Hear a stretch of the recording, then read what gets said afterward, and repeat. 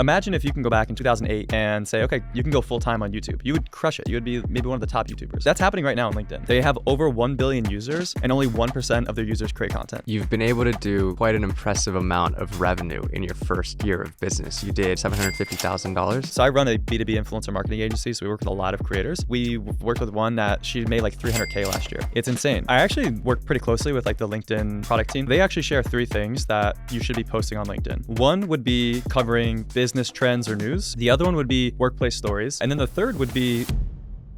Ladies and gentlemen, welcome back to episode 159 of the 505 podcast. Today, we got Vin Matano on the show. Now, this is a LinkedIn masterclass. Vin is crushing the game over there. He's sourcing leads for his company. I mean, this was an incredible episode. If you're new on the platform or if you're a seasoned veteran, this is all the actionable tips you could ever want. He's also a LinkedIn preferred creator. Kind of crazy. He gets all the inside scoop before we do. So this was great for you guys to be able to implement this stuff into your business and on this platform. It was really cool to hear about how he left his comfy sales job to go all in on his B2B creator agency. And he also talks about why video is so important and crushing on the platform right now and why the bar is set so low. If you're not making content on there, you definitely should be after this episode. Get out your pen and paper. Let's lock it in. Come on. So fun fact, I've never posted on LinkedIn before.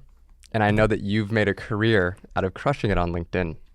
So my first question is, if you were me and I wanted to crush it over the next 3 to 6 months, what would you do if you were in my position to crush it over the next 3 to 6 months on LinkedIn? Well, you're in a unique position because you're already creating content. So you have a lot of stuff that would work really well on LinkedIn. It's just about reformatting it and telling it maybe a different story than you would on Instagram or TikTok. So if someone doesn't have any content and they're starting from scratch, just start with a text post. Like, start writing on LinkedIn. That's the easiest barrier to entry. You don't have to put your face in front of it, and just share anything from your work history, your career, or stuff that you're working on. It's that simple. And just start there. And you can slowly increase, get to text, get to images, videos, carousels, all that fun stuff. I still don't have the video feature. I'm pissed. We have to see your phone later. I deleted it twice, re-uploaded the app, nothing. We'll have to check your phone I'm going to later. give them a call. I need to give them a call about it. You think it's going to be the #1 app used soon? I think there's a chance for it. I think like Instagram probably be the #1 app. I think there's a huge opportunity though for creatives to be on LinkedIn, and they're really, really pushing it. And I think brands also are tending to spend a little bit more there too compared to other platforms, which we'll get into. And why do you think that is? Why do you think they're willing to spend more? Because the average user is a lot more valuable than the average user on TikTok, for example. TikTok, I don't know the age of the average user, but I would assume it's much younger. They have less disposable income. Whereas on LinkedIn, the average user earns about $75,000 per year. They're professionals. And so they would be much more willing to spend the money to get in front of that professional versus someone that maybe can't buy their product or service. Wow, that is so interesting. Okay, you said that if I already have content, I can repackage it, but just in a different way. So if somebody's already making content but wants to start posting on LinkedIn, how does that content, or how should that content differ and look different or feel different than what you're posting on Instagram and TikTok? So I actually work pretty closely with like the LinkedIn product team that does the video feed. And so they actually share 3 things that you should be posting on LinkedIn. One would be covering business trends or news. So you guys are in the entertainment or media space. You guys can potentially cover news that's happening and give your take on it. The other one would be workplace stories. So just like you guys are documenting your journey of going to New York and filming all these interviews, kind of like day in the life type of stuff. And then the third would be just career advice in general. So you guys can share tips and tricks on how to create the highest quality video or something like that. So those are the 3 things to focus on. If you have content that crosses any of those 3, you can send it to LinkedIn. Now, the main difference is when you're creating video content specifically, you're used to maybe just posting it on Instagram or TikTok, not really caring about the caption. It's all about the video. LinkedIn is also quite opposite, where you have to care a lot about the text just as much as you would care about the video. LinkedIn actually categorizes all of their video content based on the text you write. So if you just kind of upload a video with no text, LinkedIn has no idea how to categorize that today. That might change in the future, but they don't have the capability right now to like scan your video like TikTok does and say, this is about video production. That's super interesting. Now, to get kind of like meta and deep with that, I noticed that the text, at least from the stuff that I've seen from Braden and other stuff on the platform, it's very like one sentence space or return, then another sentence. From a technical aspect, is there, like, how long should you make the copy and how should it look? Yeah, I don't necessarily think about the length of the copy, because if there's a lot of like depth to a post, like I just put out a post yesterday that I was like sharing my predictions on the B2B influencer economy. It was my longest post ever. I actually reached the maximum threshold. I had to reduce it. So I don't think that should be a main issue if you're sharing quite valuable stuff. To what you said earlier about the format of the text posts, people make jokes about it all the time, but like LinkedIn text posts are like so drawn out. It's really because you're sharing a lot of text and it needs to just be easier on the eyes to see. So if you're writing something and there's like a big block of text, people are scrolling on LinkedIn. They're not going to your page and like reading it like a blog. So they're just going to scroll right past that. So the rule of thumb is like pretty much every sentence kind of start a new paragraph, be a lot easier on the eyes to read. And then your first 2 sentences are super important, like almost as important as the content that you're posting itself. Because the first 2 sentences are going to hook the viewer into what your video is going to be about. The second sentence should be something to create curiosity. And so LinkedIn folds all of your text. So what you're trying to do is to get the viewer to hit click see more. Once they see more, now they're consuming your content, they're viewing it, the watch time's longer because now they're reading all your posts, then they're gonna watch the video, and now they're spending a lot of time with your content. And that's really good. Whereas someone else can just kind of scroll past it if there's no text. That is so interesting. See, Vin called me and was like, you just posting novels on here all clumped together. Like, what's going on? So you're trying to lose on LinkedIn. I was trying to lose. Yeah. But now I'm trying to on win. hard Dude. mode. Now I'm trying He's to going win. hard on LinkedIn. I've been doing every day, dude. I'm trying to get like Vin. And I think there's so much untapped potential. Incredible. Tell me why you decided to make that your platform of choice. Like there's so many right now. You have YouTube, you have TikTok, you have Instagram, but you really are going all in on LinkedIn. Why? Yeah. Well, I think part of it was because my 9 to 5 before starting this business was in B2B tech, and they were most active on LinkedIn. So my whole time was spent just on the platform itself. But then when I dove into it, like imagine if you can go back in 2008 and say, okay, you can go full time on YouTube. You would crush it. You would be maybe one of the top YouTubers. Or if you can go back to 2018 and I said, hey, there's this new platform called TikTok. Like, would you want to get on this and start creating content knowing it's going to blow up? You would jump on that. LinkedIn, that's happening right now on LinkedIn. Like, there's not really, the top creators are not really identified yet on LinkedIn. Like, you might go to TikTok and I don't know who that is, like maybe Alex Earl or whoever the case may be.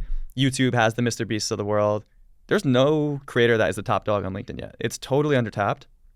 They have over 1 billion users and only 1% of their users create content. Now that is the craziest game right there. And you could also get a slice of the pie. You also said that the bar is super low. The bar is super low. The bar is low. And dude. why bar is that? low. Yeah.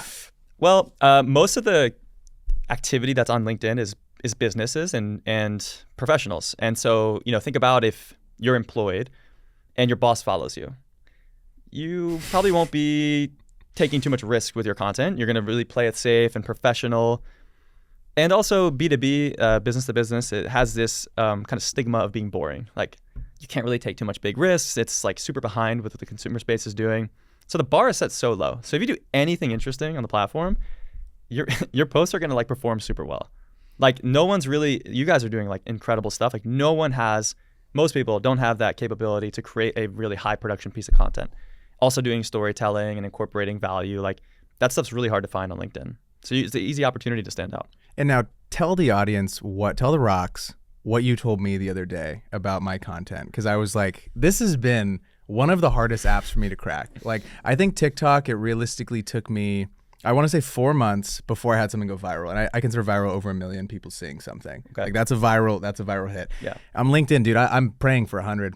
I just want 100 people to see something and engage with it. And I feel like I haven't been able to crack this code. And granted, I agree that I think it's a volume issue. Like maybe we're at 50 things. And I'm like, okay. In my head, I always say to people and to myself, it takes at least 100 to at least get some sort of data. You do 100 of it, you'll be like, okay, these 3 performed tremendously better than everything else. We should triple down on these 3 types of things. So I'm just curious kind of what your thoughts are on that. Yeah, so when we were talking, you already have an audience. You already have content. Like, people know who you are. They follow you. But you're now building on a brand new platform where people might not even know who you are. Your audiences might be different across platforms. You might have a YouTube audience. You might have people that just listen to the podcast and no one follows you on Instagram. You might just have Instagram followers. But you're starting from scratch on LinkedIn. You got to act like you don't have any followers. And so you're building from zero. And that's a good opportunity to build a new audience. So I'm so bullish on LinkedIn because it's the easiest place to get in front of brand managers. If you guys are content creators, want to do brand deals, future employers, if you're looking for a new job or breaking into a new industry, or dream clients if you run your own business. So you have to just, take your time with that. It's all about the reps. And I will say the one thing, like with Instagram is very aspirational. And if you were to do a travel vlog, it'd be like all the highlights of it.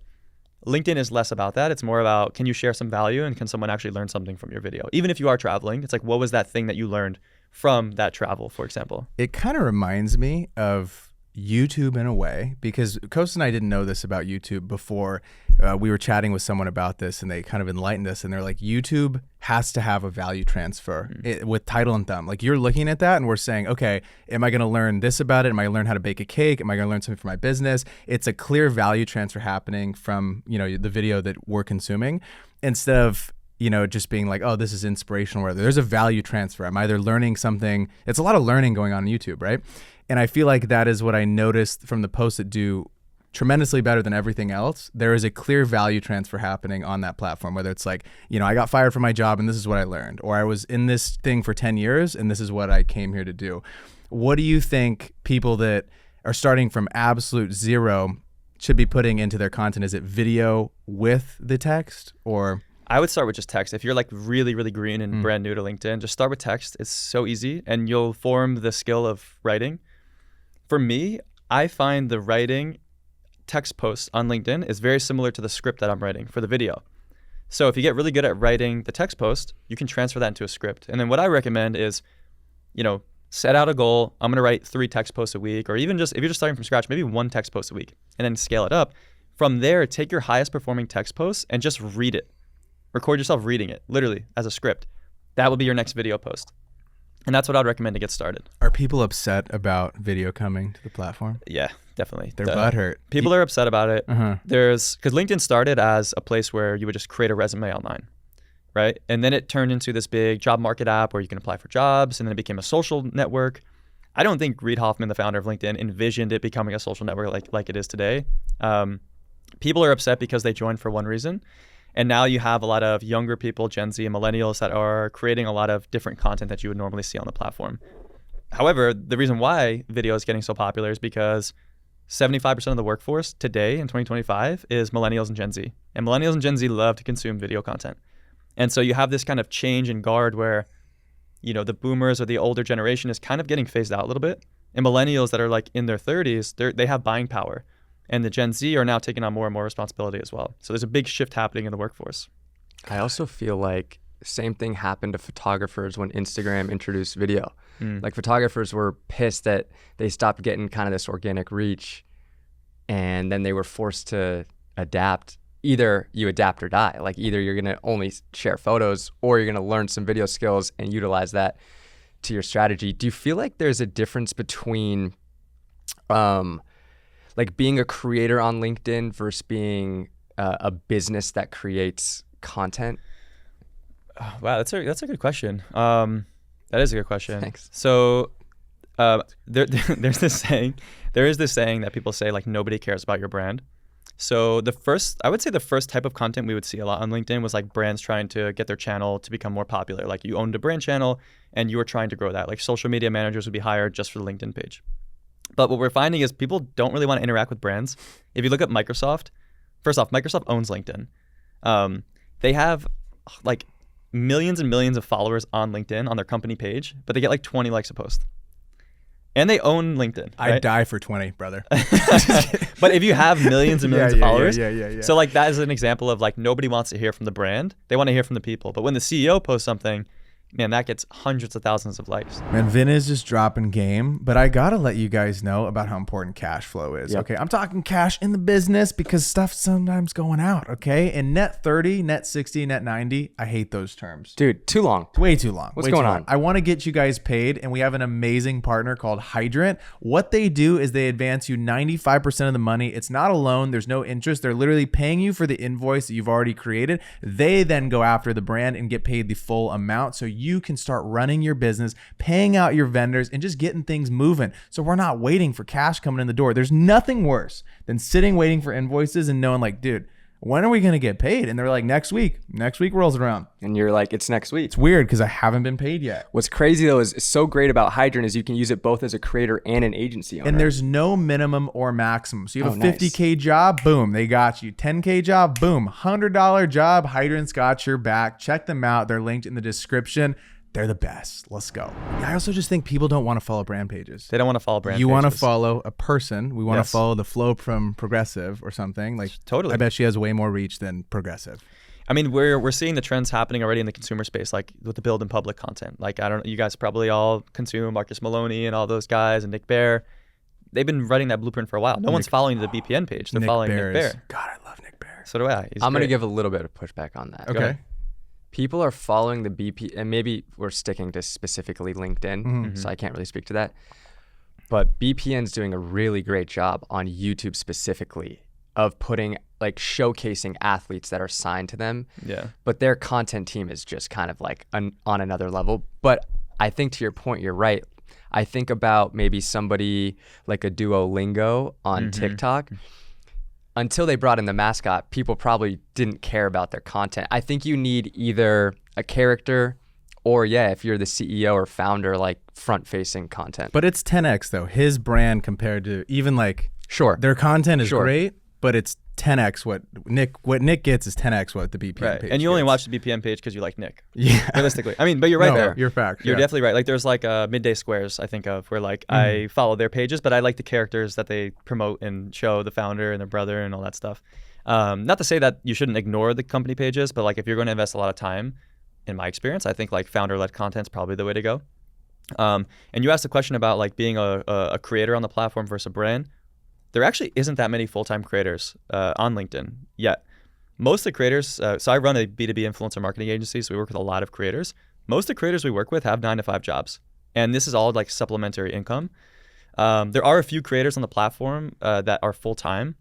And we worked with one that she made like $300K last year. And her stuff is mostly from LinkedIn, and it's from brand deals. It's insane. And it's the reason she creates data content. She's a data analyst, or she's a former data analyst. Now she's a full-time creator. So she works with IBM, NVIDIA, Snowflake. These are all really big tech brands for those not in tech that have a lot of budget. These are like billion-dollar companies. Man, if the rocks are listening, I'd get your ass off your couch, touch some grass, and then go make some LinkedIn content. That is crazy. It's crazy, That's yeah. so cool. I mean, that's life-changing money. That's insane money. And I think, compared to her follower count, I would assume she doesn't have that many followers compared to like a traditional TikTok or Instagram, right? But those followers are very valuable. Everyone that follows her is a data analyst or in that field. And that is very important to a brand like NVIDIA or whatever the case may be, right? And so they're willing to pay a premium to sponsor her versus somebody else. Do followers matter on LinkedIn? No, actually not that much, actually. So we work with a lot of really niche brands, like in the tech space in particular. That's who we service. They only might want to get in front of a particular role. Like, hey, we only sell. I'm getting like really deep into this right now, but we only sell to revenue operations folks. That's who buys our product. So you're not going to go sponsor someone else that is like a finance person. Like, you're only going to tap into that community, and that community is very small. The top creator in the revenue operations field, which is so niche, might only have 10,000 followers, but they're the person that everyone in the revenue operations space knows, trusts, and listens to. So follower count's not that important. It's more authority, I think, is a little bit more important on LinkedIn. Okay, wait, this is fun. What would you say for Braden at his level is a post that's like, oh, it's eating? Because your post, I think, right now is eating. Oh, really? Yeah. What would I say? You just posted about Oh, the one Gary with Gary? V. The one Oh, with Gary Vee, that one's So- probably going off. Someone on my team sent me that. Oh, really? Yeah. Let's go. What would you say? Because he's saying I want to get 100 likes. So what would you say is like? That's such you're a vanity. crushing? No, I'm just curious in my head. Like, that feels like a benchmark on the application. Sure. You know what I mean? Yeah, 100 likes, 50 comments. That feels like right in the pocket. What are Definitely. we at right now? on You're this? at 39, including me. Dude, So 39 and 7 comments. We're feeling big. Which is big. But that's okay. Like, I Yeah. think with like a TikTok, for example, like, He just little broed me. I'm just No, fucking with you. no, I'm no, fucking no. with you. I'm fucking with you. I think like if those 39 people, if like one of them is a brand manager that's going to sponsor your podcast, who cares? No, 100%. Dude, I think that's You're so true. The people on LinkedIn, if they see your stuff has such a higher potential to get some sort of ROI or to open up some sort of opportunity. You never know who's going to see that we podcasted with Gary Vee, and like that might lead to something. Oh, absolutely. And like if I were you guys, like I would go start adding, I don't know, influencer marketing managers, brand managers, social media marketers, start adding them on LinkedIn, like the brands that you really like you like Liquid Death maybe. I love these guys. Maybe add their whole marketing team on LinkedIn. Then when you're posting it, there's a chance they might see it, right? And that's just like, that allows them to come to you versus you coming to them. That's what I would recommend. Totally flips the script. Flips the script. Do you have any other tips for networking specifically on LinkedIn to make it feel authentic? I feel like sometimes when I log in, I have some random spam message from somebody I don't even know if I'm connected with or not. How can somebody go about networking on LinkedIn so that it feels authentic? Well, I think I'll use the example. I think when I reached out to you, I'm trying to remember if this is the case, but you know, the worst thing to do is just say like, "Hey, can I pick your brain?" Like that's really, really bad. You're now you're asking. Let's link and build. Dude, do you want to link and build? Link and build. That's what Vin texted me, and I was like, "I'm down to link and build with you, brother." Link and build. You're like asking someone to do something. If you say, "Can I pick your brain?" I always recommend like sending an invite with no ask in return. So like for example, but make it personalized. So if I was reaching out, like I reached out to you, I said something like, "Someone on your episode talked about LinkedIn." I think it was Chris Day. Was talking about LinkedIn, and so I just reached out and was like, "Hey, I love your podcast. Saw the episode about LinkedIn. Like, I create a lot of content here. Just looking forward to connecting." So that was like a personalized note, so you'll be more inclined to accept it. Now, if you want to get connected with somebody, you can offer some advice too. Like, I think I was like, I saw you said, "Hey, you want to build on LinkedIn? Like, here's some tips," and I shared some. God, it was so helpful too. Yeah, I shared some tips with them, and no ask in return. And then fast forward, we're on the podcast. So that's a good example of like how you should be building your network. Is like reach out with no ask. Provide some value, and then if it's a good fit, something may happen, or maybe something might not happen, and that's okay. It's just natural. It's so much more natural than like a calendar invite at the bottom. Like if you were trying to work with Liquid Death, I would recommend reaching out to someone on their influencer or brand team and just be like, "Hey, we love your brand. We use it on our episode. We were just drinking it. We love it. That's it." And they just get connected with them. And maybe later down the line, maybe there'll be something that turns out. What are the biggest mistakes you see people make when they first start posting on LinkedIn? This is good. Yeah, I think a lot of people, when I talk to a lot of folks that want to get started on LinkedIn, they think they need to automatically teach something. And that is a good thought process, but you don't want to come to the point where you're like, "I know everything and I'm going to teach it to you." You don't want to be talked at. And unfortunately, when you get started on LinkedIn, because there's such an emphasis on value, people make the mistake of being like, "Here's what I did, here's what you should do." And that doesn't really come across too well. Also, people can easily check your background to see like, is this guy credible or not? So my take is always share what you're going through. You can share a mistake. You can share what you're learning, what you're trying to learn, what you did learn, and just share your own personal experience. Like don't say you should do this. You can say, "Hey, I did this worked for me, but what worked for you guys?" And that should be your tone always. I also think if you're not comfortable enough yet, like turning on that camera and talking to it, LinkedIn feels like a great platform because text can go off. Oh yeah. So it's, you write down your ideas instead of having to talk to the camera. But you also, how did you get so great at storytelling? Because you're like legit making great video content. And as someone who maybe that doesn't come as naturally to you, or you didn't start off doing that, how did you pick up those skills along the way? I definitely did not start. I started doing day in the life vlogs like that. Like this maybe 3 years ago, I would just do day in the life vlogs, and it was very much, I did this, and then I did that, and then I did this. And honestly, one thing that changed my entire perspective was, I don't know if you guys ever heard the but therefore rule from South Park. Yeah. Very common. Everyone talks about it, but it really did change my perspective. I don't know if this has been talked about on the pod yet, or if you want say it. Let them know. The creators of South Park, they're like one of the most successful shows ever. They have this but therefore rule. And typically when people tell stories, especially children, they say, "Oh, I woke up, I went to school, I ate lunch, it's super boring. It just feels like it drags on forever." And a lot of day in the life vlogs do that. And so the but therefore rule is basically including a but and therefore in your story. So you can say, "I woke up, but then I was late. And then I ran to the bus. But then it started raining." Right? And so now the story became a lot more interesting. That really did change my perspective. And then of course, like, I think I watched like some sort of masterclass with like Casey Neistat, and he said something like, there's always a story in your day. It could be as simple as like you ran out of laundry detergent and you have to go run to the store and get laundry detergent. That also did change my perspective too. So Now when I'm telling stories about, I do a lot of build in public content. When I'm talking about a mistake we made or maybe a new win, I always try to think about how we can tell a story. And whenever there's a positive, I quickly follow it with a negative. Like, we just broke a record, but this led to this problem here. And then there's like this story that just keeps, like a curiosity loop that just keeps opening throughout the entire script of the video. And then visually, I try to match that. So if I'm talking, I did a video about how we dropped a ball with a client, which is a true thing. Like, we had a client and like they gave us some like feedback of how we can improve. And whenever people do build in public content, I think they do a lot of like positive stuff about like, we're crushing it. And so I'm like, I want to be honest. Like, we had a bad conversation with a client. They were not happy with us, and I want to share that story. And so the hook of the video was I dropped the ball with a client big time. And the visual was I bought a glass ball and I just dropped it on the ground and it like crashed and made a loud noise. And like, so that's like another thing you want to think about is like, what is the visual that matches the script that you're writing? Great tips. Yeah, that is such a good tip. One of my favorite Casey videos was the one where he has the bar of soap and he needs to. Have you seen this one? Yes. And he has to put it on a thing. That is it's a 10-minute long video about going to the store and then the damn soap won't stay on the thing, and it's so true. It's the same exact thing, and it builds so much stakes, and we're still in his bathroom. Yeah, and at the end of it, I was like, why did I watch that? But I kind of enjoyed it. Like, I was so confused. Yeah. God, he's good, dude. Is there a type of content that used to work really well on LinkedIn that maybe isn't working as well now? I would say text. Like, Okay. it still works, but I think like everyone built their following on text because there was really no other option on the platform. Now there's just so many other things. Like, I wouldn't necessarily rely solely on text. I would say one of the dark horses though is carousels. Tell him what you told me though. This is, dude, you might post it as JPEGs, and that's not what you did. Yeah, he did mess up.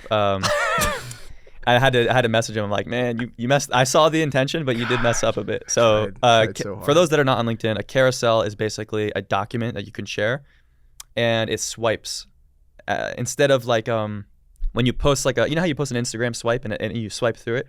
On LinkedIn, if you post 10 pictures, it's really messy and it's really a bad experience clicking through all the pictures. That's what I did. So what people do is they save all the photos as a PDF and they upload it as a carousel. But it doesn't have to be pictures. It could be. We work with a lot of creators that will create like mini guides of like, here's how I did this, and each page of the PDF is like step by step by step. And those are actually like, they get such good engagement because people are reading your text post and then they go to the guide and then they click through the guide and now they're consuming this carousel. And those, like, we have a creator that's all she does for one of our brands, and she just like crushes it. Okay, hold on. I'm going to get technical on this. So each photo you export as a PDF? No, all of them. So like, in Canva, you just export all, like slide 1 through 8 is a PDF, and then I just upload that in there. And then because it's a PDF, does it show up after the text? Then it shows clicky. Yeah. So like, what you also want to do is like write on the photos and like give some narrative on each picture that's like the person's consuming. Like, the goal is with anything, whether it's a video, text, whatever the case may be. I'm trying to get to this post. You want to make sure that the person's spending time on your page, on the post. So like, this is one I did about like my sales career or whatever, and we can, I don't know, maybe I'll share this later. Sure. But I basically, each stage I was writing a little story about different parts of my sales career, and I saved it as a PDF. And this one did super well for me. It got like, over 515 likes, which is a lot on the platform. That's like $3,000, 3,000 in an IG. It's like exactly, yes. It really is. There's not a lot of creators that have millions of followers on LinkedIn because it's so new, and there's, on Instagram you can find hundreds of creators with 1 million. Like, I don't even know if there are creators with 1 million. Maybe like Gary Vee or something. I don't even know. You know what I've noticed though too? On the topic earlier, we were chatting about how creators or people that have been on the platform, they're like resistant to the video side of things.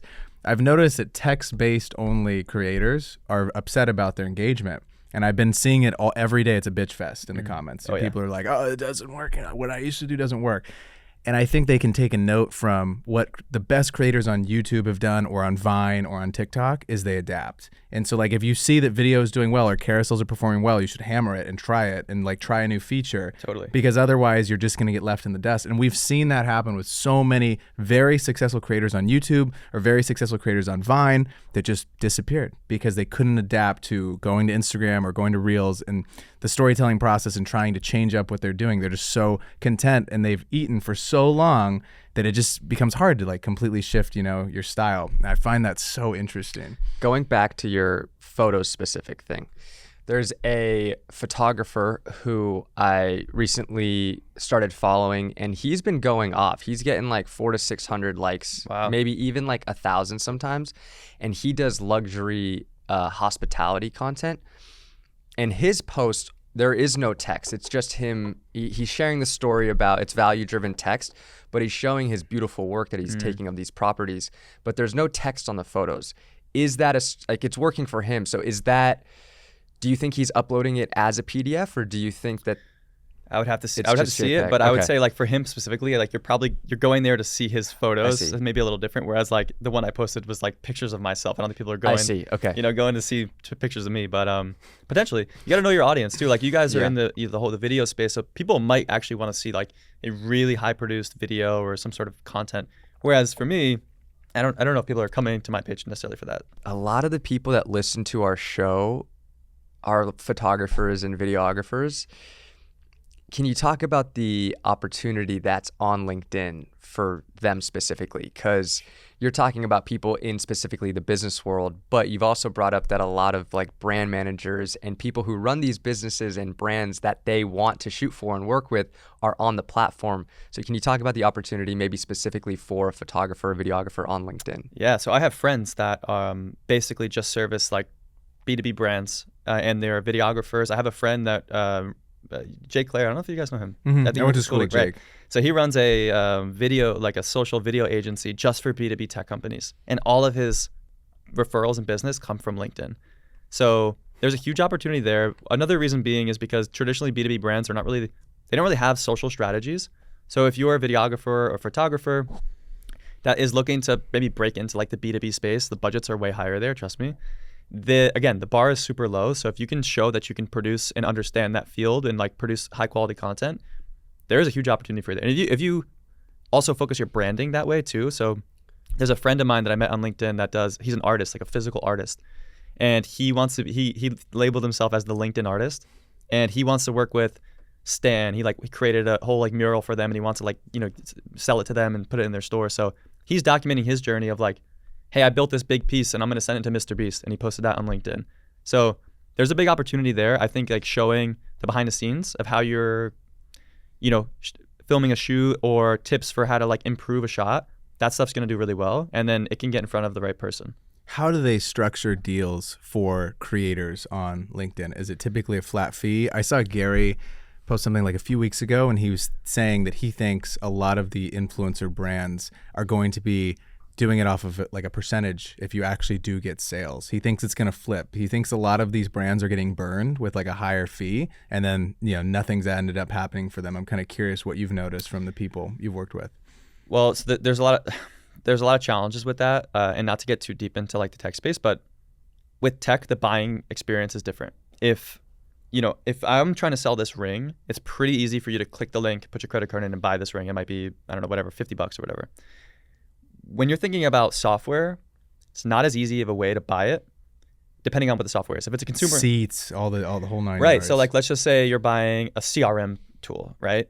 It might have to go through security, procurement. You might have to talk to a salesperson. That might take 6 months. It might be $50,000. You're not putting $50,000 on a credit card, so it might take a long time to buy. So in some cases, I don't necessarily agree with that. However, if it is a consumer technology company, like take Duolingo, for example, because you brought that up earlier.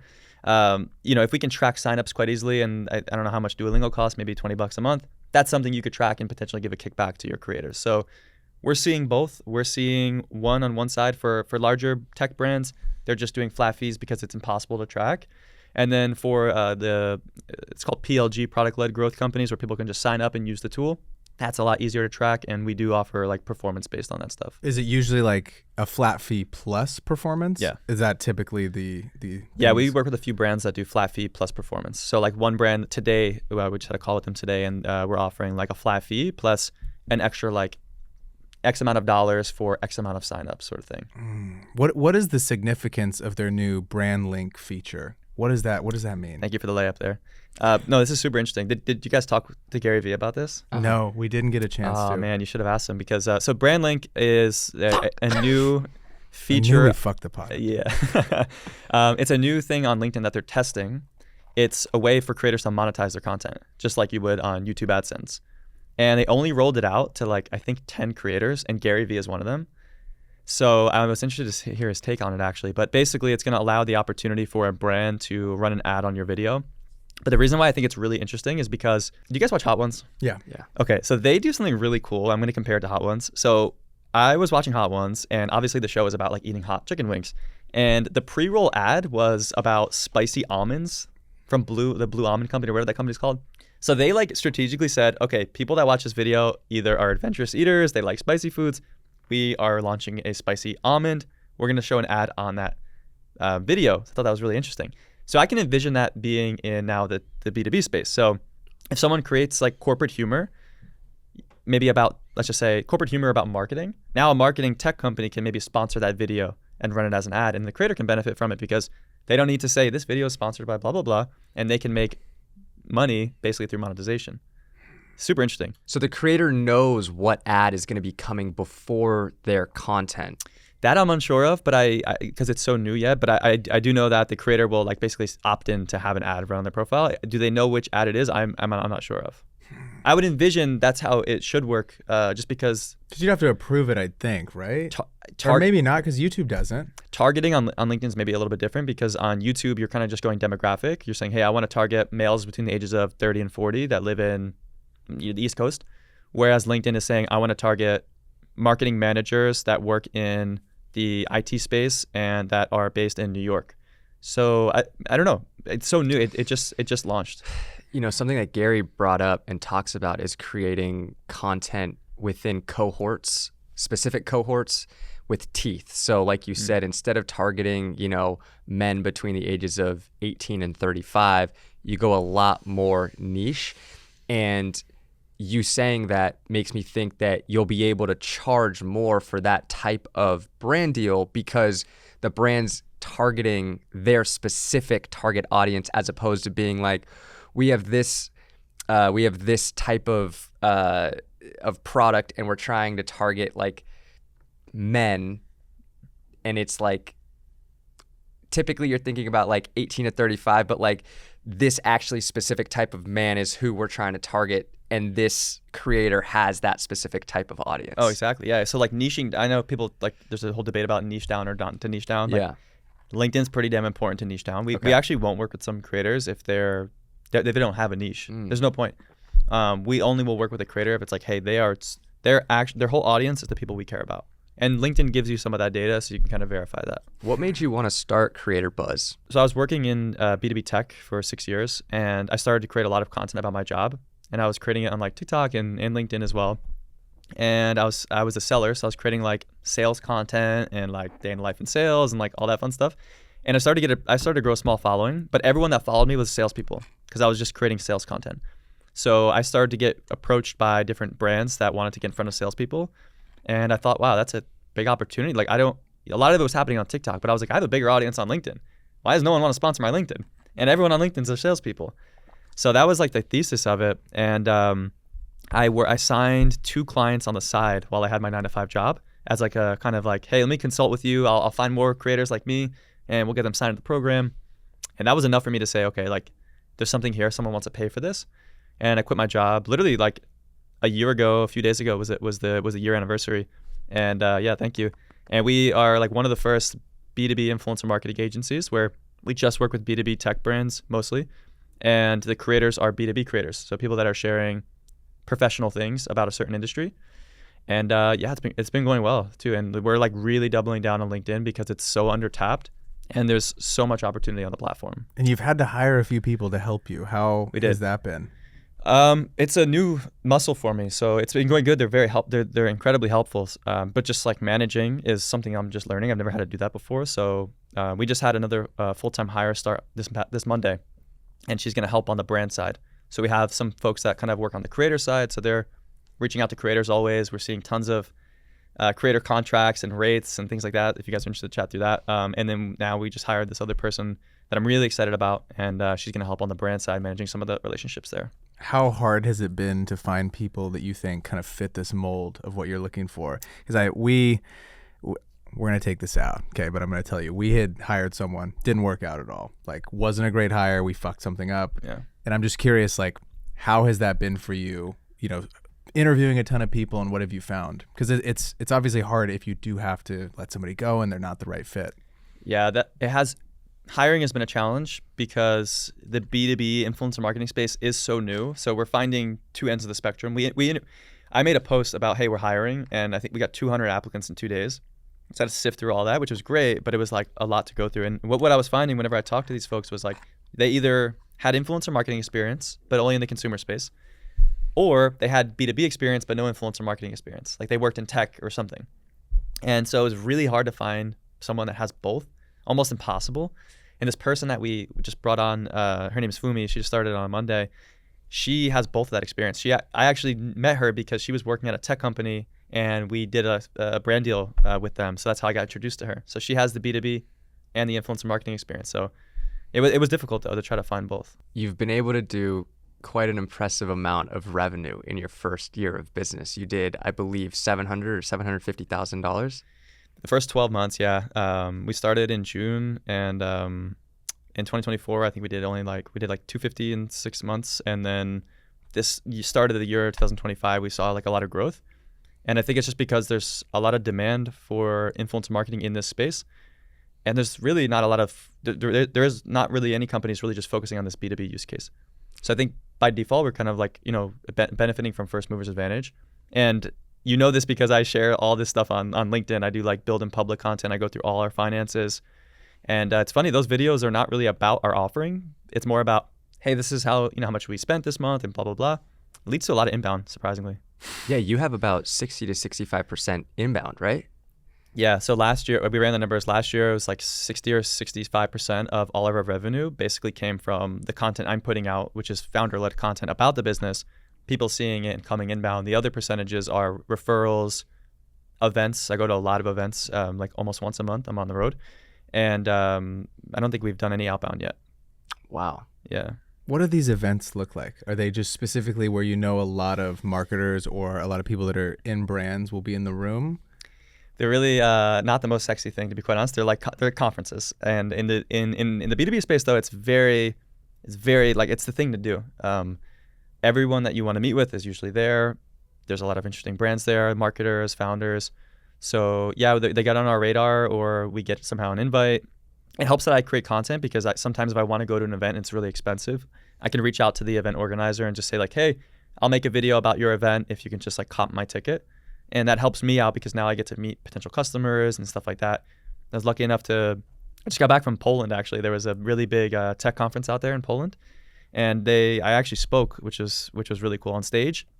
Stuff like that helps with the inbound as well, because instead of trying to meet every single person at the conference, you now can speak in front of everybody and kind of share your guys' offering and what you guys do. And then they kind of come to you if there's a need for it. So events have been pretty big for us as well. Do you have any tips for navigating networking IRL? IRL? Yeah, I do actually. So there's a book called, is it How to Talk to Strangers is the book? I need to verify this. It's basically written as like a follow-up to How to Win Friends and Influence People. And there's some really good advice in there. One of the advices is to never have a naked introduction. That's what she says in the book. And what that means is, if I'm meeting you for the first time and I say, oh, where are you from? Oh, Los Angeles. Right. So like that's a naked introduction because you didn't package it with anything. You just said one word. And so for me now, I have to think about something about Los Angeles to now try to answer your question. And it kind of puts the person, okay, Los Angeles, okay.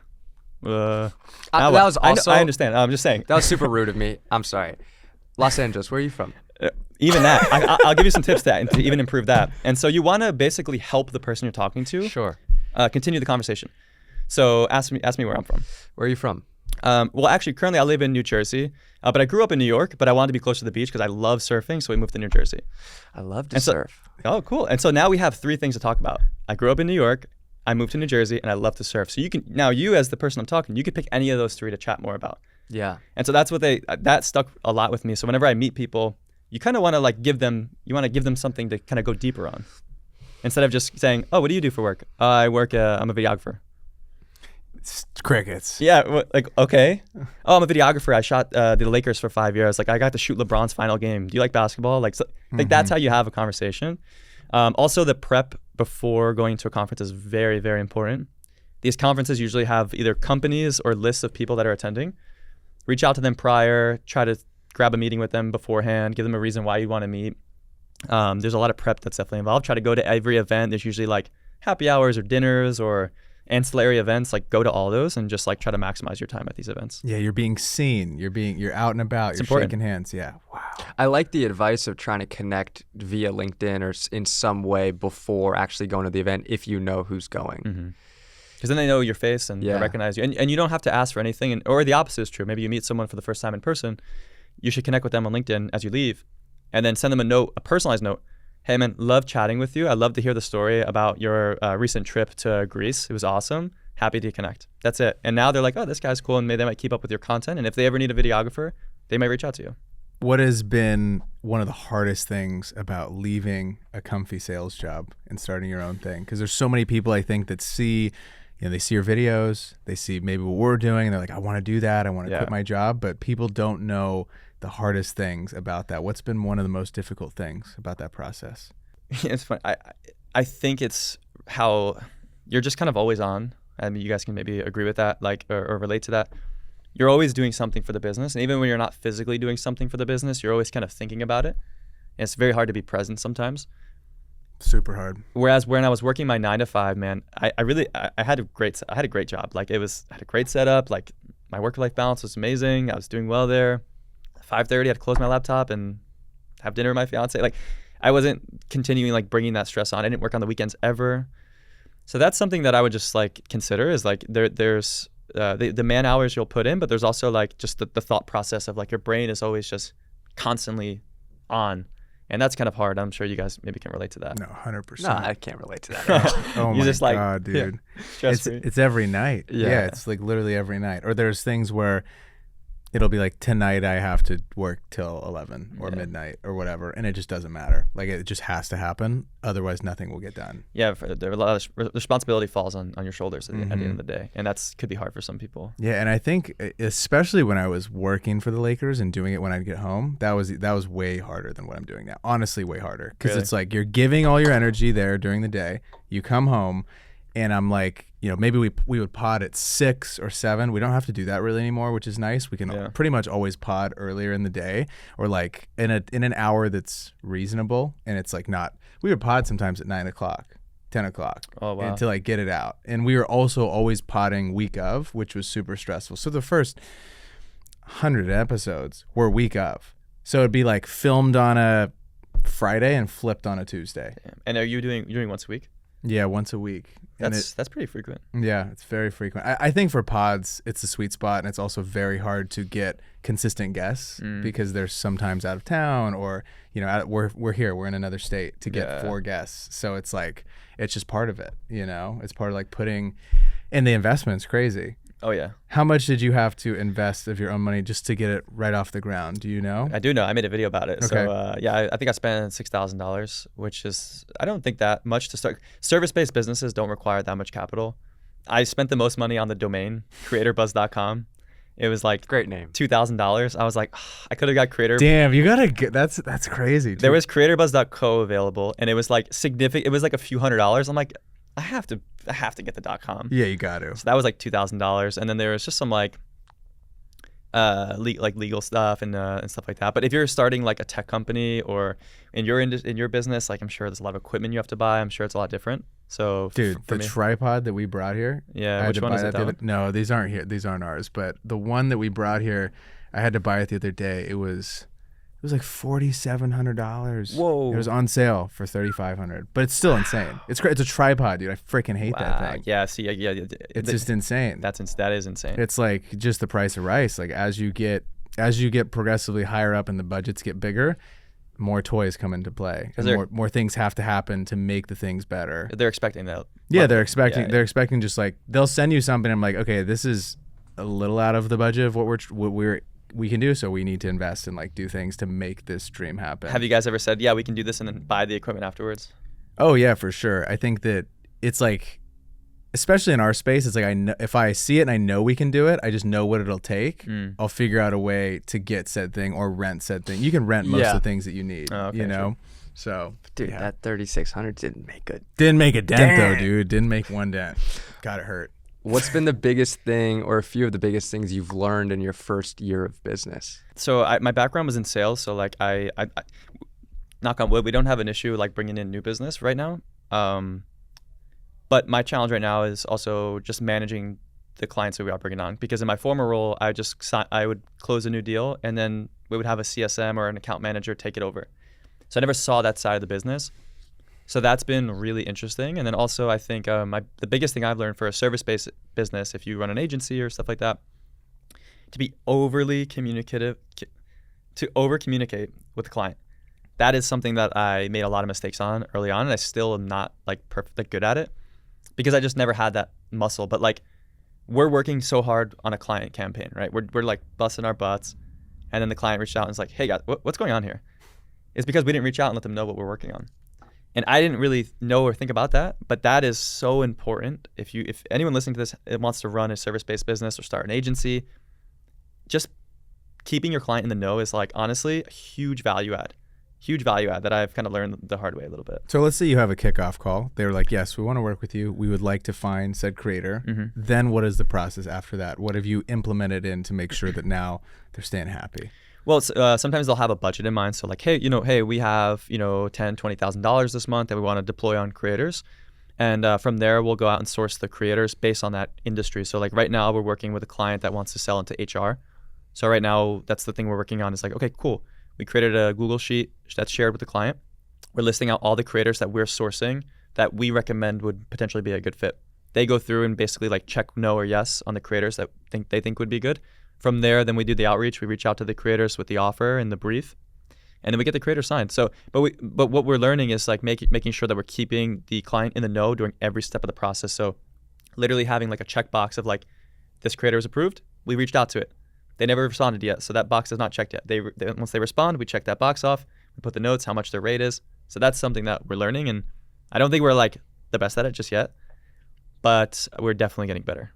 It's a process. For sure. What software have you found to be the most pivotal for the company as you guys have kind of gotten off the ground? Notion. Yeah, Notion. Besides Google Suite, like I think that's like the basic answer. Big Google guys. Yeah, same. We use Google a lot. But the non-obvious answer for us would definitely be Notion. So we create all of our client dashboards in Notion. We used an agency for it, and we actually didn't have to pay for it.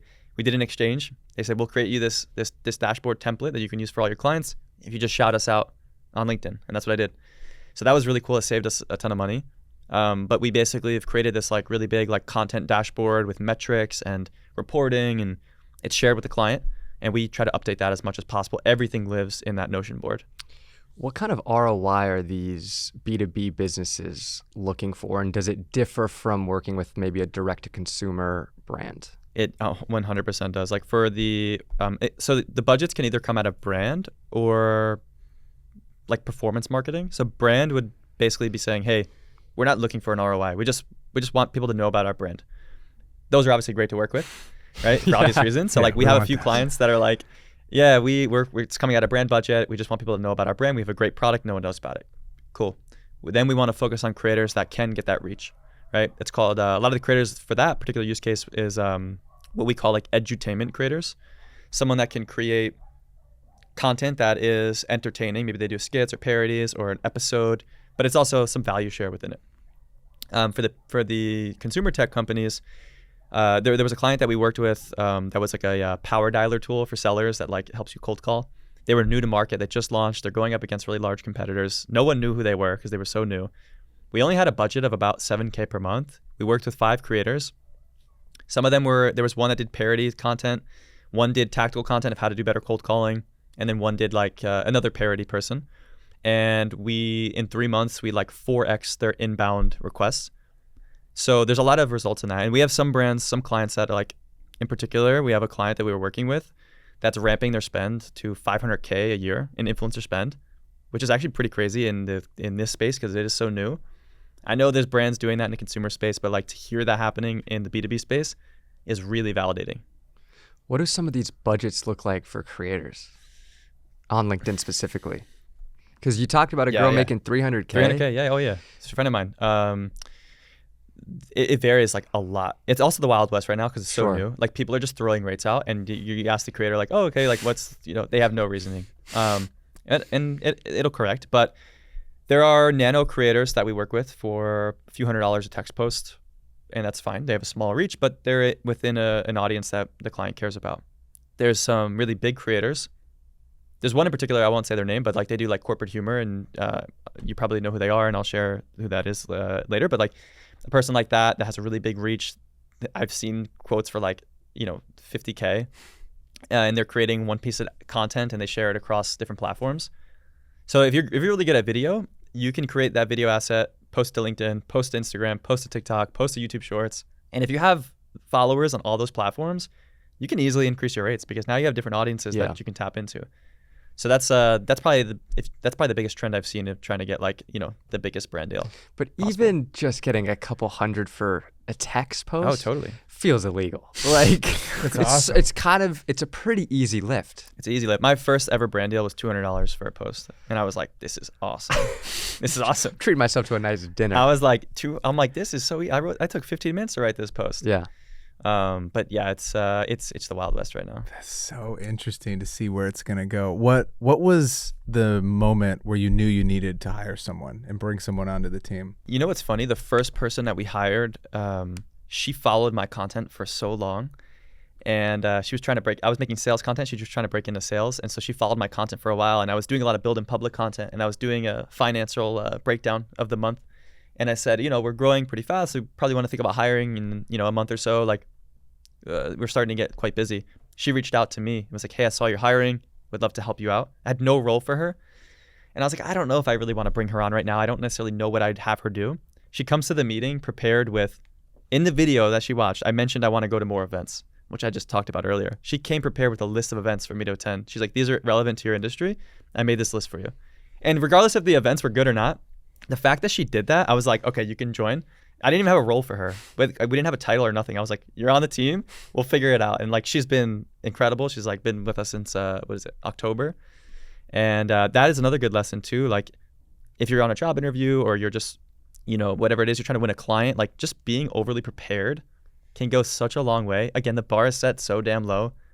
We interviewed so many people. I mentioned we had 200 applicants come inbound. No one really prepared anything extra at all. And if someone did that, I would be more inclined to say, okay, wow, this person's like really invested. Like I want to talk to this person more. It's so true, man. Even when I was hiring, like I remember interviewing the interns for the Lakers one year and I was just shocked. No questions. We end and it's like, you don't have anything for me? You have nothing. There's nothing that you have a question about. And they're like, I feel good. And I'm like, I can't stand the questions too that are like, so what does the day look like? It's like, oh man, that's a horrible question. You need to have a personalized question, same that you would do in person. So it's like, hey, I saw the Lakers are celebrating their 50th anniversary. I don't know if this is true or not. Yeah. But what are you guys doing for that? What does your content plan look like? That is a super personalized question. Yeah, it's so much more interesting to talk about too. It shows that you went and looked them up, you care, you're like interested in something that the brand's putting out. And then on top of that, if you can come with an idea for that, like, I was thinking this could be a really cool idea. Even if it's a bad idea, it's fine. As long as you just like something. And like I used to do that on sales calls too. Like I used to like basically tell on myself and say, hey, I read your financial reports and I saw this section about X, Y, and Z. And they might be like, oh, that's not really important. But the fact that I did that, they're like, that's quite impressive. So yeah. What on the sales side of things, I think we have a lot of people who maybe need a little bit of help with sales. Sales? Okay. Yeah. So what is, some of this process for cold calling? Because you did so much cold calling, and I know it makes people so uncomfortable. Like, what is your advice for just getting on the phone with someone you've never met? Like, how do you make that an enjoyable experience for both you and them, and try to actually get to a point where maybe they're interested and want to learn more about your product? Cold calling it's not enjoyable. It's really not. It's horrible. It's bad. I was a seller for 6 years, and actually I didn't do as much cold calling as you would think. I was very big on email and in LinkedIn outreach, as you can imagine. But how, even on LinkedIn, sure, was it directly trying to go for some sort of meeting, or was it trying to build rapport and like have a little bit of a longer stretch before an ask was put in? I would use LinkedIn as a way to build rapport, So, and then everything would happen, all the value would happen in my email. I was really, really good at writing cold email. That was my expertise. I was so bad at cold calling to the point where I just like didn't pick up the phones, which is rare in a sales role. Interesting. Okay. At my company, they didn't care though. They were like, hey, as long as you perform well, we don't care how you hit your number. And so I honestly didn't really cold call that much. I saw a lot of success on email. And so there's like 4 parts to a cold email if you're sending cold outreach. The first part would be an observation. So it's something that you found through research. You might say, hey, I saw that you just quit your job after working with the Lakers for 10 years. That's your observation. That should be line 1. Same thing with LinkedIn. You start a new paragraph on line 2. The second part of the email should be the problem statement. So because you observe something, you want to associate a problem with that. Hey, I saw you quit your job to start your own business. The problem with that is a lot of new-time entrepreneurs struggle with their finances. I'm making this up, right? So that's your problem statement. The third sentence should be the solution. So, hey, we actually help entrepreneurs like yourself, X, Y, and Z, help them with their finances to make sure they're not missing any money with taxes. And then 4 is your CTA. Is this something that you're interested to talk more about? And when you use your CTA, you shouldn't say, are you available tomorrow to meet? It's too much pressure. It's like, well, I don't know. I have no idea who you even are. It should be a little bit more, it's called an interest-based call to action. So you're saying something like, are you interested to chat more? Are you interested in learning more? Or, I have an asset that helps new-time entrepreneurs. Would you care if I sent that to you? So these are very soft asks. And if they are interested, it strikes a chord, they might just say, great, yeah, I would love to talk through this. So that was my strategy when I was crafting cold email. And it could relate to anything, whether it's doing a LinkedIn note or even on the phones. Like that's kind of a similar script that you want to follow. That's great advice. Yeah, that is awesome advice. I feel like someone can implement that directly because a lot of people don't want to call. I don't want to call. I don't want to call. Or they send a DM and they're like, let's link and build. Dude, let's link and build. That was how I first got into like just making money on like for my first ever business was all cold email. It was like back in 2019 when I had just like graduated school, I was sending so many out a day and they had no structure. And for some very low response rates, which makes a lot of sense now that I'm hearing all this great intel that I should implement. You guys should all listen to Vin and go implement that this week and go make some more bread. There's another thing that I read up about LinkedIn called video trends. Oh, yeah. Can you talk about video trends and how that pertains to LinkedIn? Yeah, that's very new as of like last month, I think. So apparently you don't have the LinkedIn feed, so I'll show you. Perfect. Drives me crazy. I wonder if I have it. No, you don't. I need to look at you guys' phones afterwards. But anyway, the video trends feature is they're basically trying to encourage creators to create content, and they've segmented videos based on trends. So one would be like workplace horror story, or the conference I went to, conference tips, my 5 to 9 before my 9 to 5. Like these are all trends you can see on the platform. I'll show you guys after this. And so the benefit of jumping on one of those trends is more reach. So I mentioned earlier, LinkedIn is a content deficient platform. There's too many users on the platform, not enough people making content. So they're trying to encourage folks to create that content. And by joining in the video trends, you get put into this like different feed that I will show you guys. And they typically basically push the video to have more reach on that. So that's something that if you want to get started, you're running out of ideas of like, I don't really know what to do, I would just scroll through the video trends and see if any resonate with you. That might be a quick way to maybe get some reach early on, get some quick wins. I just had a great idea for my 5 to 9. I was going to be asleep. That's it right there. Just a 1-second video. Gary told us you should try this. I'm curious if it works on LinkedIn. He said that 1-second videos, or take a photo and post as a 1-second video on Facebook.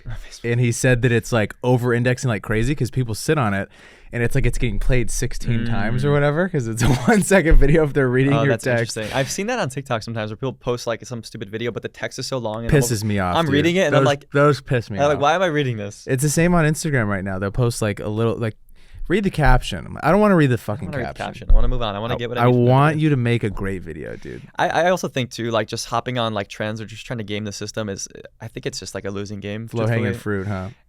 I don't think you're really going to benefit from that. I think what you're trying to do as a creator is like create that like saying of 1,000 true fans. And I don't think you're going to do that by just like trying to get as many views as possible or ride the trends. I think you need to like create an actual relationship with your audience and like tell stories that resonates with a particular group.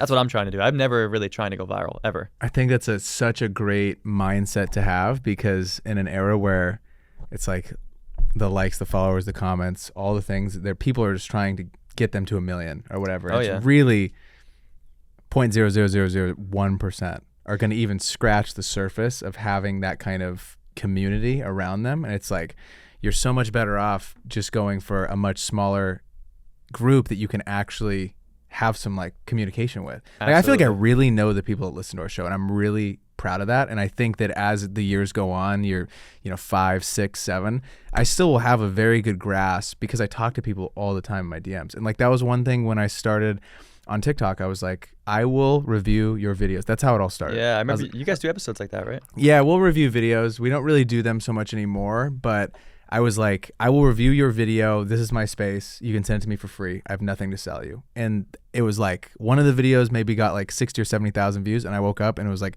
99 plus in the request. And I was like, oh, that video worked. Yeah. And then it just started, chatting with people, and those people have been huge supporters of the things that we do. And I'm sure to this day, like, someone had DM me yesterday and they're like, I watched episode 1. And now you guys just interviewed like Gary Vee, and like that was so cool to hear that someone is still stuck around and is like, I still support it because I really like the show. That's a good feeling. It's just crazy to see that. But you also feel like you're more accessible too, like doing the things where you're reviewing the content. Like, you guys seem like, okay, these guys are doing really cool stuff, but they're accessible. Yeah, 100%. And I think when I started, that was my biggest pet peeve, that no one in video or photo land would respond, because in my opinion, the way I see it is they were afraid of like giving someone game and having their job get taken, which just isn't the case. If you're that good, me telling you everything I do, you're not going to take my job. If I'm that good, if I am as good as I think it, like, as I say, me telling you what I do isn't going to take away from my plate. Well, I watched your episode with Adrian, and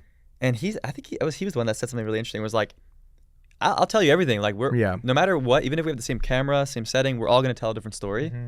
That stuck with me. That really resonated with me. It's the truth though. Like, if someone copies Adrian bar for bar, camera gear, text, you're a copycat. By default, you're number 2. Everyone uses that text that he uses now. Yeah, including me. I've used it before. 100%. I was like, I like that. It's good text. It's good yellow. Dude, it's so good. The Bowley or whatever the text is called. Yeah. But it's so true. But he got that from somewhere. He got it from Guy Ritchie. He said that. Yeah, or no, I think he got the yellow from 100% Guy Ritchie. No, it's 100% is Guy Ritchie. Who's the guy that made fucking Pulp Fiction? It's not Scorsese. Why am I blanking? No, it wasn't Pulp Fiction. No, it was Anderson West. No, Wes Anderson. I'm Anderson Paak. No, it wasn't. It was. Dude, I'm like almost want to call my shot on this one. Okay. I'll put my whole life savings on this. I'm that confident. Okay. It was. You got to know what it is to put your life savings on it. I'm fucking blanking on his name. Yeah, we'll table it. Neither of you know, and it's fine. And it's Guy Ritchie. No, it's not. The color yellow was 100%. Name another famous fucking director. He's like the most famous. I actually am blanking on that. I can picture his face too. Tarantino. Thank you, Tarantino. It was Tarantino that. 100%. Wes Anderson does the yellow text too. Yeah. I don't know. That's It was Tarantino though. That's who he said. Fair enough. So go fuck yourself. When you're when you're vetting creators to work with, right? Like a brand comes to you and they say, "Hey, we want to work with a creator." What do you look for in those creators, and how do you vet them to know that they're the right creator to work with said brand? I'll say on LinkedIn, one of the things we look for is like video content. There's really just not a lot of creators doing video content. It's one of our biggest challenges right now. Is brands want the video content. We have a chance. Yes, there's not a lot of creators doing it. So you're telling me there's a chance? I'm telling you, there's a chance. There's a chance. But the other thing that's important in B2B is, or on LinkedIn specifically, is like how a niche. You have to be within a specific niche. So when we look for a creator, we look to see, okay, are they creating content? We don't really look at the followers too much, but we look to see, are they creating content consistently? Is it unique content? Are they just like resharing stuff? Is it memes? Like, are they actually creating their own unique content? Are they creating video? Do they have engaged communities? Like, we want to see if there's conversation happening in the comments. At the bare minimum, I think like 100 likes, 50 comments. That's a pretty good barometer to say like, okay, there's some sort of community here. And then the other thing is we want to know if they're in the right audience, basically. So I mentioned that example earlier of like revenue operations, which is like very, very niche. That's just the example that came to mind. But for the HR example, we wanted to find people that were in learning and development, which is a title within HR. And so we want to see if they have experience in learning and development because that's who they sell to. So I would say label yourself and like really, really niche down. So if you're a videographer, share that all over your profile. Like if people want to work with video creators, there's a few brands that are on LinkedIn right now, like Veed, Wistia, Riverside. They work with video creators. Like that's a perfect brand to work with, and they want to work with people that have video experience and background. So Riverside specifically, let's just take them. They're doing brand deals on LinkedIn. Yeah. Wow. Yeah. Okay. They also have a B2B offering though. That's fair. Yeah. Gosh. What was the biggest reason, or what was the biggest thing that you attribute you being able to go from 2 to 250K to 700 to 750K, tripling your revenue? And what do you think is going to be that thing that allows you to go over $1 million? That's a good question. I think You've gotten two of those. That's Yeah. unbelievable. 2 for 2. I think the thing that helped us grow the most, I would say, the thing that will help us grow the most is retaining our current clients, which actually we're doing a pretty good job at, even though we are learning along the way. I don't know the exact rate. I'd have to do the math. I want to say we're somewhere around 80% renewal. Like the clients are renewing with us, which is great. So renewing the clients that we have currently, we need to like really focus on making sure our current clients are happy. And then also kind of revving up the content on our side. And once we go outbound, I feel like that will unlock a whole nother revenue channel for us. So that means having a sales team for the people that don't know, right? Is Having that what you're saying? yeah, or like, founder-led sales is probably the most realistic thing in the short term. Me reaching out to brands. Yeah, I would say the most realistic thing in the short term is like founder-led sales, like me. So reaching out to brands and doing this. I love sales. So like I think there's that book, Buy Back Your Time, if you guys ever read that. And Yeah, it's a good book. yeah, it's a good book. And they say like, you should focus on what excites you and what you're good at. And for me, I like sales. So I would want to keep that as long as possible until we get to a point where maybe we do hire sellers. So I think that would unlock a whole nother revenue stream for us. And to your point, yeah, making sure the current clients are happy because we're doing a good job of bringing them in. We want to make sure we're like retaining all those clients. And that way anything else is just additional to it. And I actually think we're on pace for, in 2025, hopefully $1 million. I think it's realistic. We'll be like very close, but I think it's realistic. Fire me up. What are you splitting your time in right now? Like, is content creation one of the biggest things that you're focusing on to get the word out there for the brand and just, keep pursuing your personal brand growing on the platform? It definitely is. Yeah. Like I'm spending a lot of time doing the content. It's kind of like having two full-time jobs. I'm spending a lot of time on client campaigns and like I'm too much in the weeds right now. And I think with these hires, it'll help me remove outside of it. But I am investing a lot of time into the content because it fuels the business. It attracts the right people. We get in front of the right audience. Like the good thing about my business is like we want to sell to marketers, and marketers love this type of stuff that we're doing in terms of the build and public content and like talking about trends within influencer marketing. Like it's very almost easy to market and sell to marketers because they like to see that stuff. So if I ever do like a marketing stunt, which I've done before, like that attracts a ton of inbound because other marketers want to see that stunt. Mm-hmm. So I did one at an event where I basically printed out. I've seen this trend on Instagram where people like print out a QR code with something funny. I actually saw one in a coffee shop today before this interview, before this podcast, and it said, "Are you seeing my boyfriend help me?" And I scanned it, and it was this girl's song. So I see Brilliant, this. Yeah, dude. I see this all the time. We got to do that. Again, everything I do within the B2B space is because I was inspired by what's happening in the consumer space. So I went to a conference and I printed out a bunch of these QR codes, and on the QR code it said, "Phil, I know you're quiet quitting. I have proof. You're boss." And I put these all over the conference hall, and like a few people scanned them for sure, but it was the content that I made about it. I made a video about this, and everyone was, I got people scanning it, and I told this whole story, and that video got over 1 million impressions on LinkedIn, which is great on LinkedIn. And we got a lot of interest from that too. So like anytime I do that, I think marketers like to consume that type of content. Is it every day are you trying to go, or Saturday and Sunday kind of like people aren't on the app? Oh no, I don't post on Saturday and Sunday. I actually don't post every day. I used to post every day, every single day during the week, Monday through Friday. Should I be going 7 days a week, or 5 is fine? 5 is fine. LinkedIn actually shared with us that they actually see a drop off in engagement starting at the end of the week on Thursday, or was it even Wednesday actually? So if you want to test content, the weekend's a good time to test content.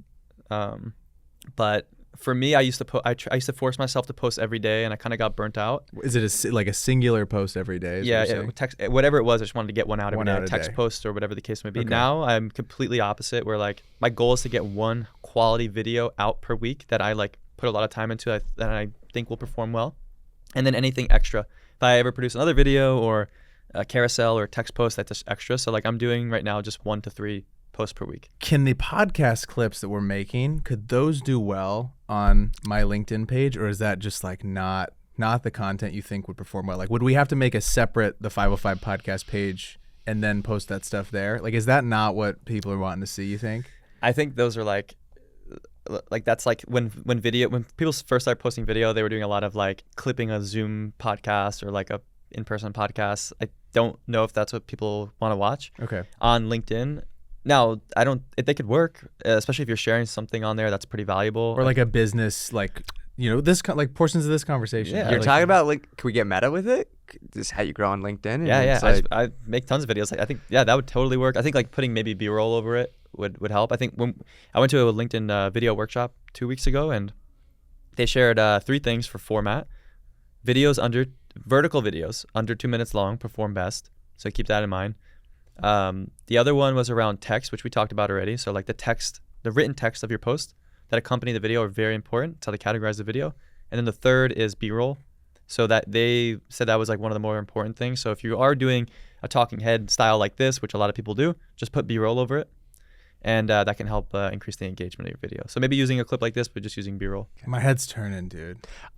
what I've taken away from this conversation is that I'm leaving a lot of money on the table. Yeah, you are. And a lot of opportunity to grow my business and to connect with really cool people on LinkedIn. That's what I've taken away. This is why we're here. Yeah, this is why we had from this conversation. LinkedIn. I feel like, okay, I guess maybe to like leave it, if you were to be able to talk to people who maybe like me haven't posted on LinkedIn or who haven't really been taking LinkedIn as seriously as you think they should, like what would your message be to them? Well, when I talk to a lot of people, they think that they're not in a position to share because they're either newer in their career or they don't think they know enough to share. I will just say like your idea is definitely worth sharing. So think about creating content for you 2 years ago, and you know obviously a lot more now than you did 2 years ago. So like share that stuff, and you'll have people that relate to that. And then even like the veterans in the industry, they want to look to the younger people and see like what are they doing differently that we're not doing. Any good business person wants to see that. So I would encourage you to share exactly the journey you're going on right now, what you're trying to learn, the mistakes you're making, any wins you have. If you had an issue and you solved it, how did you solve that? I think a lot of people overthink content. For me, since I do a lot of build in public content, whenever I have a thought, we experience something big at work, whether it's a bad big or a good big, I write that down. Could be like a really big client win or client maybe getting upset with you and how you solved it or how you plan to solve it. And even like I had this thought one time where I was like, comparisons the thief of joy. I was like looking on LinkedIn, there's like, a few other people that are running businesses and they started similar time. And I'm like, wow, they seem to be doing great. And I had that thought and I was kind of getting upset with myself. And I just wrote that down as a topic of like, stop comparing myself. I wrote a whole video about that. It was one of my favorite videos. I don't think it performed like super well, but it was like one that I felt really good putting out. So I think people overthink it. You have a ton of stuff to share. It's just about like finding the story within each of that. What are you most trying to work on in the next 6 to 12 months for Creator Buzz? For Creator Buzz, it's just like Oppenheimer. Operational? Operationalizing. Let me say that again so you have the good clip of that. Wait, I can't speak. Bro, I literally can't speak today. You got it. Operationally. Okay. Operational. Land the plane, brother. Operationalizing everything is the main thing I'm working on. I'll say that again. Operationalizing is the main thing I'm working on right now to make sure that there's like systems in places, templates that we can easily share. Like so everyone on our team knows what to say, when to send it or what to send. And so our clients also know like what's going on. Are you creating Loom videos to then just have like a database? Because that was something that I've been thinking about doing, is just like when we get someone that maybe is a video editor, I'm like, this is exactly how I expect all the files to be labeled, and just little things like that. So not having to spend brain power or a day. It's like go through this entire handbook. I'm just curious, like what what you're doing. Yeah, no one reads that damn handbook. If you get it at a job, no one's reading the handbook. No, I do record some Loom videos too. I try to create this like one sheeter in Notion for the new hires. I don't think it's perfect, but I at least try to get my thoughts out. Yeah, we use Loom. I definitely need to do a better job of this. Definitely, it's not my strength, as you can tell. So like, I'm just kind of learning all of this. And I think it's good too with the new hires too. I'm asking for feedback. That's the biggest thing you can do is like, hey, what could be better about this process? And they might actually give you a different perspective of like, hey, why are you guys doing X, Y, and Z? Like you should be doing A, B, and C. So that's just what I'm learning. That's the main focus right now. And then always the content. Always, like, it has to be front and center. And also being in the influencer marketing business, I want to be in the game. Like I want to know how these companies are talking. I want to know what kind of contracts they're putting out.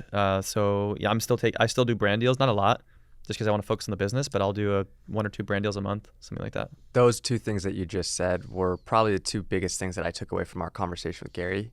He's just like, I'm able to talk my shit because I fucking live it and I'm in the game. Like I understand it. And he's like, I'm not afraid to say I don't know when I don't know about something. But the stuff that I do know, I can talk about and I can back it up because I'm actually living it.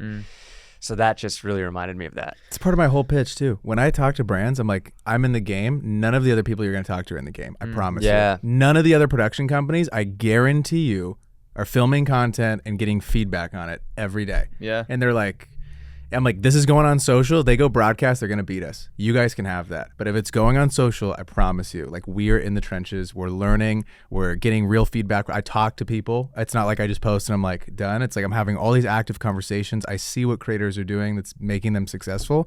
Let us do it for you. You're your own case study. 100%. That's what we were saying too with Gary yesterday is it's like, on those earlier days, it's like, yo, I have 1 million followers on Twitter when no one had 1 million followers on Twitter. Like, it's such an easier sell for him to go to these brands, and they're like, well, we're thinking about going with Mike's agency or whatever. It's like, what have they done in the last year? It's like, so true. We've got YouTube, we've got TikTok, we got Twitter, we have LinkedIn, and he dominates on every one. So it's so hard. I feel like if you were another agency and he's in a meeting, it's like, it's pretty black or white why you should go with us. Yeah, the proof is in the pudding. Like it's right there. So yeah, I got like when I'm on sales calls too, like they ask, prospect asks like, hey, what are some trends you guys are seeing? I now can pull from an example of like, hey, I just did a brand campaign with Adobe. Here's what they did to promote their summit. Like that holds a lot of credibility versus saying like, well, I saw this happen. It's like, no, I was part of it. I saw. Or it. This might be a good idea. This might be a good idea. It's like, no, I saw the contract. I know it was in the contract. I can let you know how this stuff works. So I agree with that. I love that. Awesome. If you could go back and talk to your 18-year-old self before you set out on this journey, what piece of advice would you give to yourself? If I were to go back to my 18-year-old self, I would say just to say yes to more things. I definitely grew up very reserved and like introverted, and as I got older, I definitely got way more out of my shell. Like I can go to stuff alone. Like I went to that trip in Poland alone. Like I had no problem going up to people. But if I had that mindset earlier, I think that would have helped out a lot more, or at least let me be a little bit more comfortable in different situations, because that's really important for business. Like you have to be comfortable meeting different people from all over the world. You have to be able to have small talk or conversation with these people, no matter if they're someone you wouldn't necessarily hang out with or talk to on a normal basis. But in a business setting, you have to be able to do that. It's one of the most important skills. And like how to win friends and influence people. Like, yes, it's whatever. It's a kind of corny to bring that up, but that book really changed my perspective on how to make small talk with folks. And then the other book, How to Talk to Anyone, super impactful. So I think that's one of the most important skills you can probably learn as a young person. I love it. Ladies and gentlemen, this has been episode 159 with Vin. Please drop us a comment, leave us a like, share it if you're feeling generous, and we'll see you guys all next week. Peace.